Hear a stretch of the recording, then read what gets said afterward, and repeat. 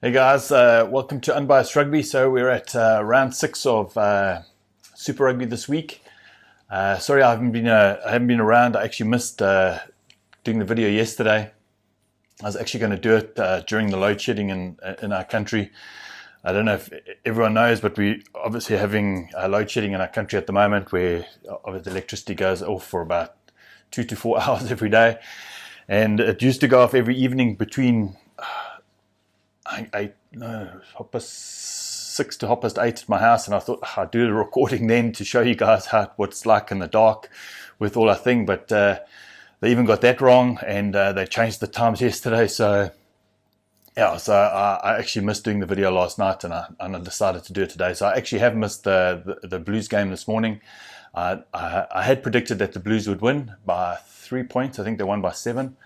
So a great victory for the Blues. But I'm just going to go through my Super Blues scores for tomorrow's and Sunday's games. And then I'll give a quick rundown of each game as I go through it. So first game tomorrow, we've got the Hurricanes versus the Stormers.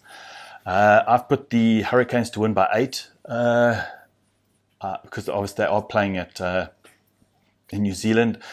I think the Stormers had a great game last week. They pulled themselves up and they did get the victory, but yeah, I'm still not sure. I'm not 100% sure how good the Jaguares are. Are they a really true reflection of how good the Stormers are at the moment?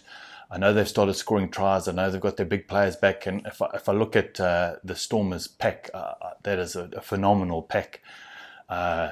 Springbok front row, even Esper Springbok, Peter Steph Toy Springbok.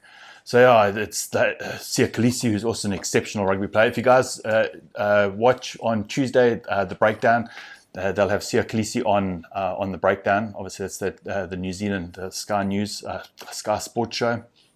Very good, and it'll be quite nice to actually see him chatting on that show. But yeah, I've got the Hurricanes to win by 8. The reason being is I think the Stormers are going to keep it quite tight, and I think the Hurricanes might play a little bit loose. So I think it's going to be a bit of an arm wrestle. But traditionally, the Stormers don't travel very well, and normally in the past couple of years, I've voted with my heart, and I've decided I'm going to try it with my head. But yeah, if I still think that's a respectable. If the Stormers can come away with 8 or less points against them, against the Hurricanes at home, I think it's an exceptional game. Next game of the weekend, we've got the Waratahs versus the Crusaders, playing at Waratahs at home. I've put the Crusaders by 15. I think it might be even a higher score than that, but there's a lot of things happening at the moment, so I've put the Crusaders by 15, and let's see. Next game of the weekend, we've got the Sunwolves playing the Lions there in Singapore.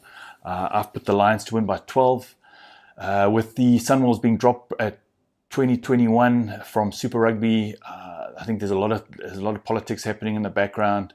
I think the Lions may pull it off. Not that I've been very impressed with the Lions this year. They've got absolutely no defence. They've got the attacking players, but there's such an up and down team. You just cannot understand. I thought they were fairly lucky last week by beating the Rebels. Very, very lucky. 20 penalties to 1 penalty just shows that there's something seriously wrong either in the reffing calls. But yeah, that seems the most skewed penalty result I've ever seen. And look, I was watching the highlights, and I was watching some of the game, and some of them were a bit iffy. So yeah, it comes back down to the fact, I'm not saying that the ref was biased or anything like it, but it does come down to the fact that maybe we should have, every game should have an unbiased ref or a ref from a different country. There's more than enough refs to go around. And I'm not talking about the touchline and the TMO. I'm talking about the actual ref in the middle of the field, because it does open up a lot of questions on the integrity of the refs, and that shouldn't be a question when we finish the game. Plus, playing at altitude, you can see it is like an extra player on the field. It's hard work. It's hard work playing at altitude, and the Lions and the Bulls practice in this all the time. So the last 20 minutes, they're always going to go get 4 or 5 tries against you. So you really have to make your points up in the beginning of the game. Next game of the weekend, I think this is going to be the match of the weekend. We've got the Bulls versus the Chiefs. Chiefs coming off that draw last week, and the Bulls have got a really good run. I just think with some players coming back for the Bulls, I know they don't have Warwick Gelant playing this week, but we've got Ruben Steenkamp's come back. I think he's going to want to prove himself. I think the front row for the Bulls is exceptionally good. I know they're playing Evan van Zyl. He's going to be starting. I prefer Embrus Papier, but I thought Evan van Zyl had a great game last week. I've put the Bulls to win by 9. I think it's tactically, I just think the Bulls are on a bit of a higher level than most of the other South African sides. Tactically, I think they're probably higher than most sides in Super Rugby. Maybe not the Crusaders, but yeah, tactically, I just think they know how to kick. They've got the Andre Pollard's really filling into that position of captain. They've got some real go forward kind of players with Dwayne Vermeulen and Schalk Brits. And yeah, and exceptional wings. I just think I think they've got everything going for them. And look, the Chiefs have to click eventually, and I just don't think it's going to be this week. Well, I could be wrong, but yeah, there's no easy games in Super Rugby, so I still think the Bulls have to play exceptionally well. But I'm going to go with the Bulls. Bulls to win by 9. Bulls to win by 9. Next game of the weekend, we've got the Sharks versus the Rebels.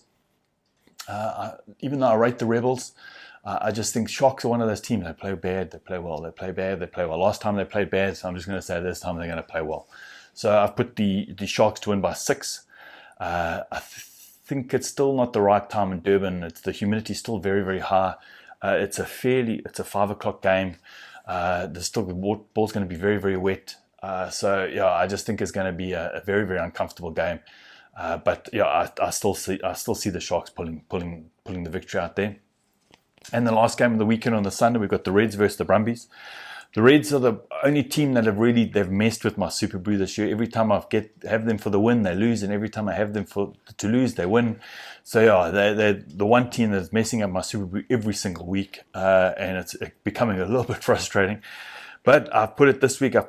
Even though the Reds are playing at home, I've still put the Brumbies to win by 13 points.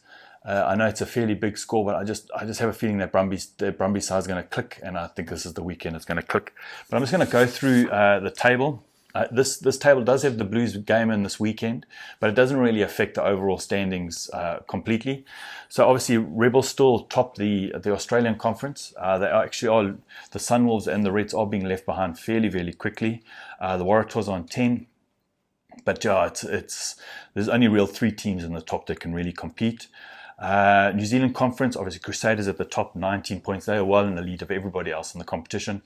The Hurricanes close second on 15, and they're also second overall over all the teams. That's how I like to view the rankings. I like to view them as 1 to 15, and not conference.